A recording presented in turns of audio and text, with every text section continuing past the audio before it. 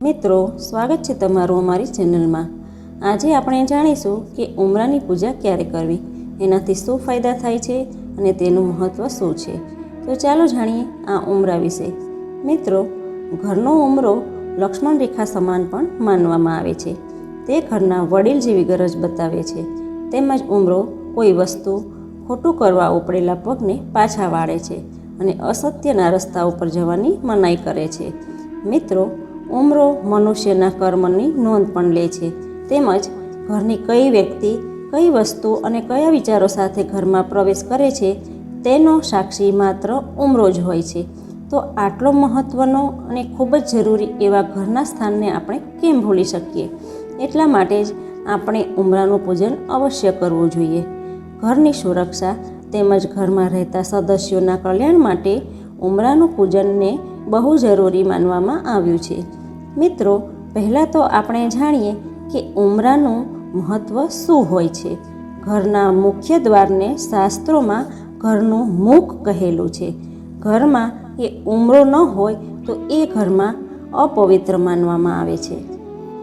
ઉમરા વગરના ઘરમાં લક્ષ્મીનો વાસ રહેતો નથી। આટલા માટે જ ઘરમાં ઉમરાનું હોવું જરૂરી માનવામાં આવે છે। વાસ્તુશાસ્ત્ર મુજબ ઘરની માન મર્યાદા, મોભો, પ્રતિષ્ઠા અને વૈભવનું પ્રતીક ઘરના ઉમરાને ગણવામાં આવે છે। તમે જોયું જ હશે કે ઘણા લોકો રોજ સવારે ઘરના ઉમરાની પૂજા કરે છે। પહેલાંના સમયમાં આ પૂજા નિયમિત જોવા મળતી હતી, પરંતુ આજકાલ આધુનિકતાની દોડમાં આ પ્રથા લગભગ જતી રહી છે, કારણ કે મોડર્ન મકાનમાં ઉમરાને સ્થાન જ મળતું નથી। પણ વાસ્તુની દૃષ્ટિએ ઉમરો ખૂબ જ મહત્ત્વપૂર્ણ છે। વાસ્તુશાસ્ત્ર પ્રમાણે ઘરની સુખ શાંતિ માટે જો ઉમરો હોય તો તેની પૂજા અવશ્ય કરવી જોઈએ।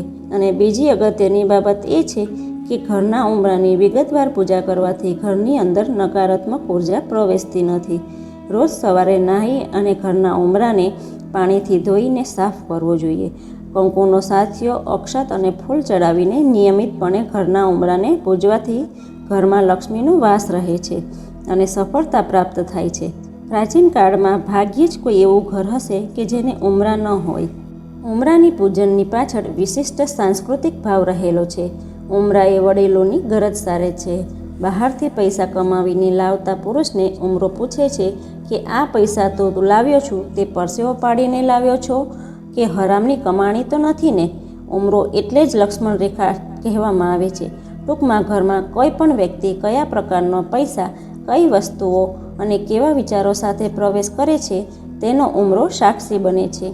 ઘરના ઉમરા સુખ શાંતિ અને સમૃદ્ધિ આપનાર હોય છે।